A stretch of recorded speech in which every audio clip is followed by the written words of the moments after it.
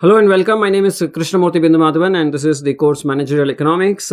We are discussing about production analysis and we are going to continue the discussion in this particular final segment on the production analysis. We've been talking about the production function. We've talked about the three important curves, which is the total output, the average output, and then the marginal output, right? In all of this discussion, we have assumed that there is only one variable input, which is labor, and the other input is a fixed input. So the quantity produced is a function of two things, that is capital and labor, and capital is fixed, only the labor varies, only this is the variable input. Okay, so that is the discussion. Now, what will be the optimal use of labor? That is what we want to identify. And we talked about the three metrics, that is, we've talked about the total product, we've talked about the average product, and we've talked about the marginal product, all of labor, right? And then we looked at the three stages of production. Now, taking forward that discussion, we want to talk about two things here. See, in that discussion so far, we have only looked at one side of the coin, which is the cost side. But we also need to look at the revenue side. Remember, the profit is nothing but revenue minus costs. So therefore, we have to combine these two, and that is what we are discussing here. And again, this discussion is focused on one variable input. So let us define two things. One is the marginal revenue product of labor. Marginal revenue product of labor means what is the extra revenue. Remember, we have to look at the other side of the coin. So what is the extra revenue generated by one additional laborer? So we have our Pizza Hut and we talked about one cook and then we talked about adding one more cook, right? So there is a cost element to that. And then, of course, there is a production that comes out of that, which is the Q. And this production in turn leads to revenues for the firm. So how much extra revenue is generated by this additional unit of labor? That is what is known as the marginal revenue product of labor. What about the marginal resource cost of labor? This is the extra cost of hiring one more labor. So if you are hiring one more person, what is the cost? That will be the change in the total cost divided by the change in the labor. Okay. Now, when will we stop hiring? How many people should we hire? Well, one important point that we should note is that the extra revenue that we are getting from this extra person, right, that should equal the cost of the labor. Otherwise, we should not hire it. Suppose you hire one more person and it costs 100 rupees. Let's say today's market, no one will work for 100 rupees. Suppose it costs 1000 rupees to hire that cook for one day. If Pizza Hut is going to hire one more cook at 1000 rupees per day, then the revenue generated should be at least equal to 1000 rupees. Otherwise, they should not hire him. If the revenue is below the cost, then the profit will be negative. So even if the profit is zero, it is okay. Until that point, they can hire. So as long as the revenue generated is greater than or equal to the cost, then it is okay. So that is the condition.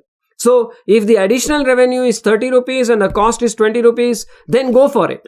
But if the additional revenue is only 19 rupees and the cost is 20 rupees, then we should not go ahead. Isn't it? So that is how we will make decisions in terms of the optimal use of labor. So far we have talked about one variable input, and this is the chart of the same thing what we have discussed, right? So here this flat line represents the marginal resource cost of labor. We are assuming that if you hire one person or two persons, whatever it is, each person costs the same, right? Rupees 1000 per day, for example, for a chef. Right? For a cook or a chef, let us say it costs. So that is this line, this flat line. And then this downward sloping line is the marginal resource product of labor, right? Which we discussed. And along the x-axis, we are having the units of labor used. Along the y-axis, we either have the cost or the revenue. This is either the cost or the revenue. And this point of intersection is where we should stop. Because over here you can see that the cost is more. So here the cost is greater. So cost is greater than the revenue.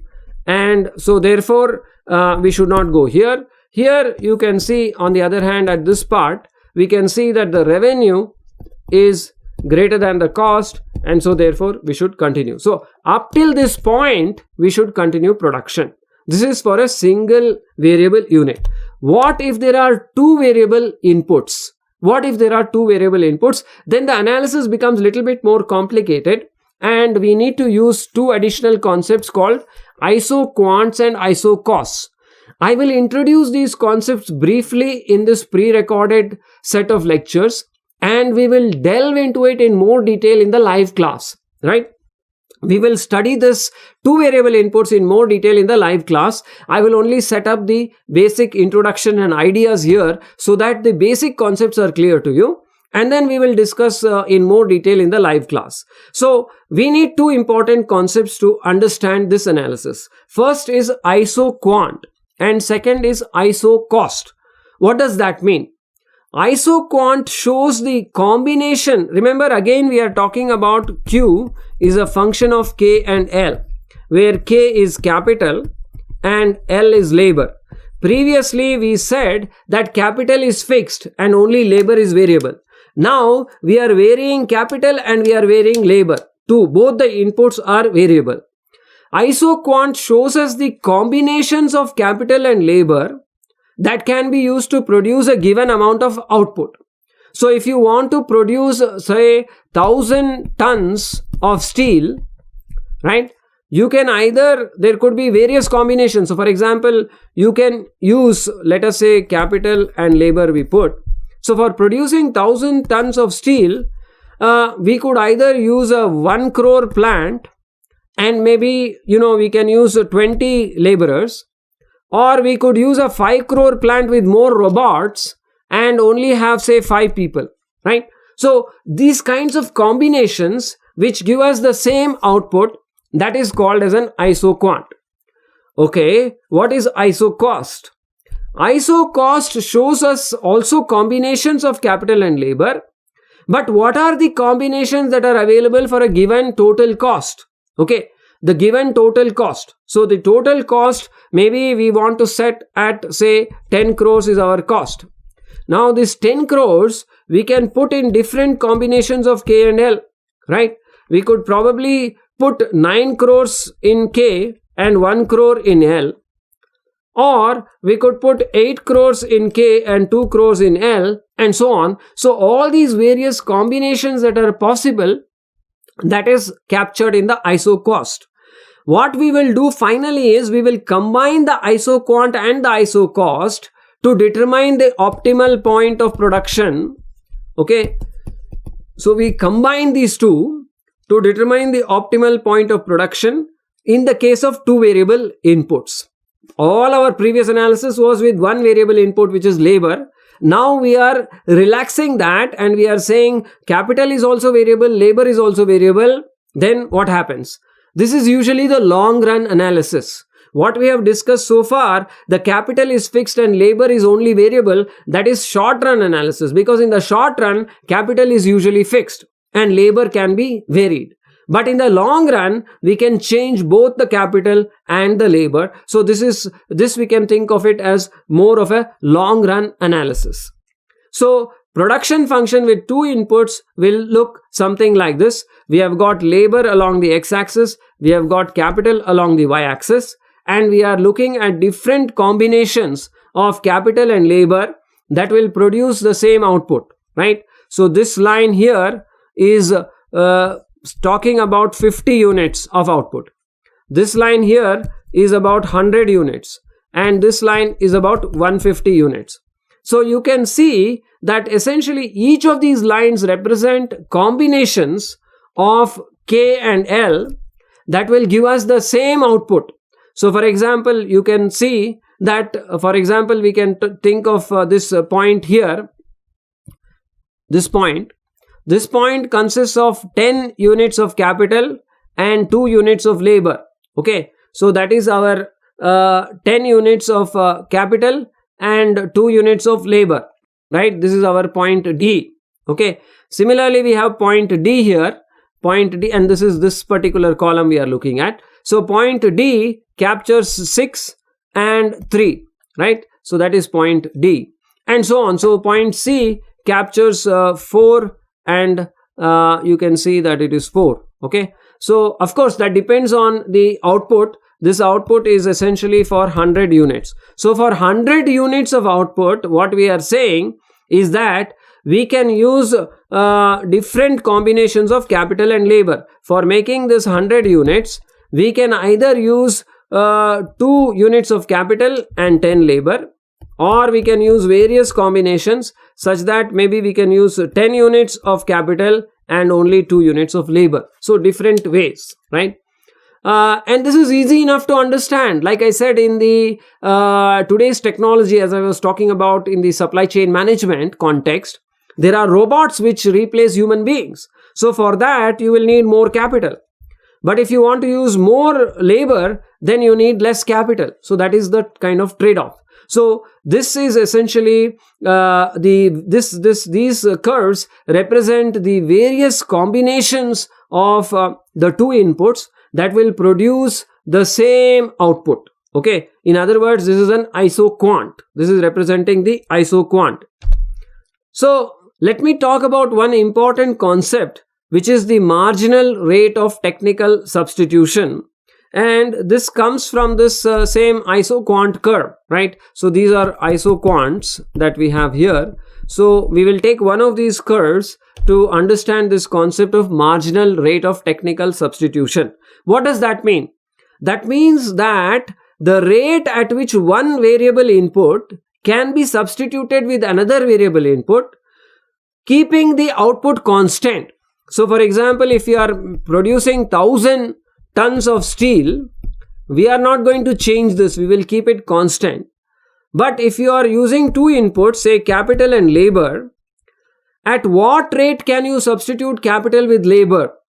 That is what is captured by the marginal rate of technical substitution. How do we get that? Well, the answer is we just take the slope of the isoquant. The slope of the isoquant gives us the marginal rate of technical substitution. And this is nothing but the marginal product of labor divided by the marginal product of capital.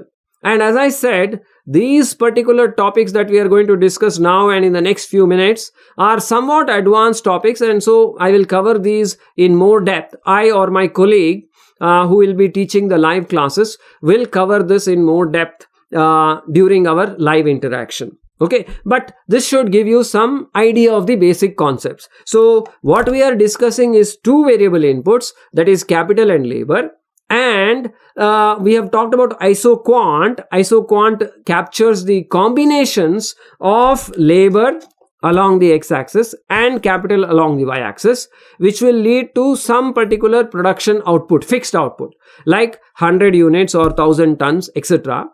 Then the marginal rate of technical substitution is the rate at which we can substitute one input with another input, but still maintain the constant output. Output will not change. So that is called the marginal rate of technical substitution, and that is nothing but the slope of this isoquant. The slope of the isoquant gives us the marginal rate of technical substitution, and this is nothing but the absolute value of the marginal product of labor divided by the marginal product of capital, because conventionally we put labor along the x-axis and capital along the y-axis. So therefore, it is nothing but the ratio of the two. The absolute value of the ratio of the two gives us the marginal rate of technical substitution. This will tell companies that at what rate they will have to, if they want to reduce the capital, how much more labor they have to put. If they want to reduce labor, then how much more capital they will have to put.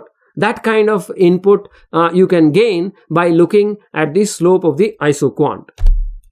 Now let us talk briefly about isocost.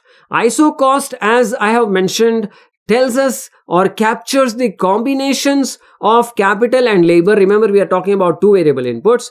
All the various combinations of capital and labor for a given cost. So for example, this particular line, this first line here is for $5 total cost. The second line is for $6, and the final, this line is for $7. So we can spend all $7 on capital and $0 on labor.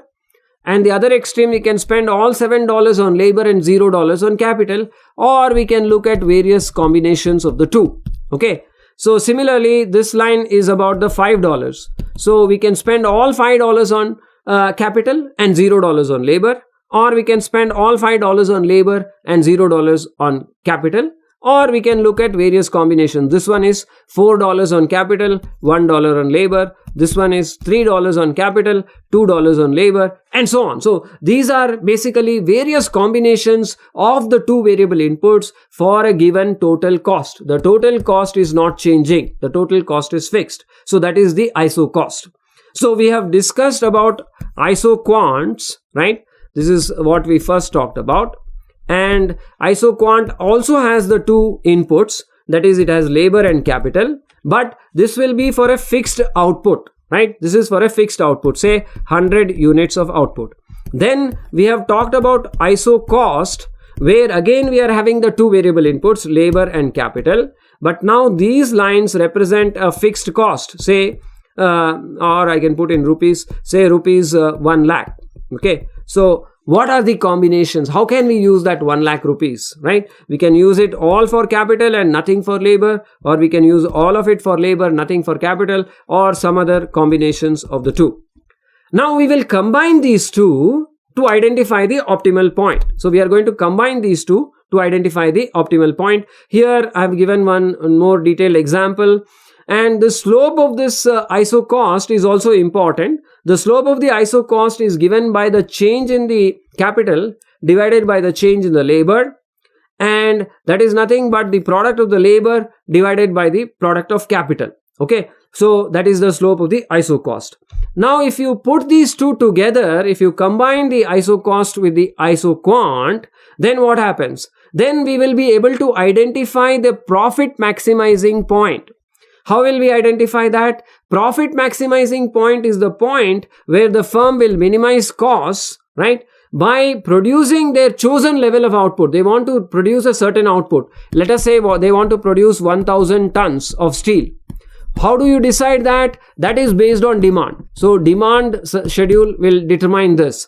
But once we have decided on the chosen level of output, then they want to minimize costs. So that minimization of costs we can do by combining this ISO quant with the ISO cost. So we will then superimpose the ISO quant curve on the ISO cost curve, and this point of tangency where the slope of the ISO quant, right, ISO quant is equal to the slope of the ISO cost. That point represents the optimal point. That point where the two are tangential is our optimal point, and we will discuss this a little bit more in the live class. But here you can see that the point of tangency is actually 3 units of labor and 2 units of capital, right? Or actually in this case 3 units of capital and 3 units of labor, as I have written here, edit shell. So that point of optimality is 3 units of capital and 3 units of labor. Okay, that is our point C. So this is how the firms will use ISO quants and ISO costs to identify the optimal production point in the case where there are 2 variable inputs. So we can see that at this point of tangency, as I just said, the slope of the ISO quant will be equal to the slope of the ISO cost, and we have previously seen that the slope of the ISO quant is nothing but the marginal product of labor divided by the marginal product of capital, and we know the slope of the ISO cost is the product of labor divided by the product of capital. So at the point of tangency, these two should be equal, which means that if you cross multiply, then the optimal point is the point where the marginal product of labor divided by the product of labor is equal to the marginal product of capital divided by the product of capital. That will be the optimal point, or that will be our cost minimizing equilibrium point or optimal point of production in the case of 2 variable inputs. Now we have many different, we have seen that there are many different ISO quants, and similarly we can come up with different ISO costs, each of them representing a fixed cost of production, and each of these ISO quants representing a fixed amount of output. So, and then we can superimpose and find different points. If you find all those different points, then a line connecting all those points is referred to as the ridge line, and this is the ridge line. And so that will help us to tell what is the economic region of production. This is our economic region of production. Okay. So this is a little bit of an advanced concept. I don't want to dive into this in the pre-recorded content.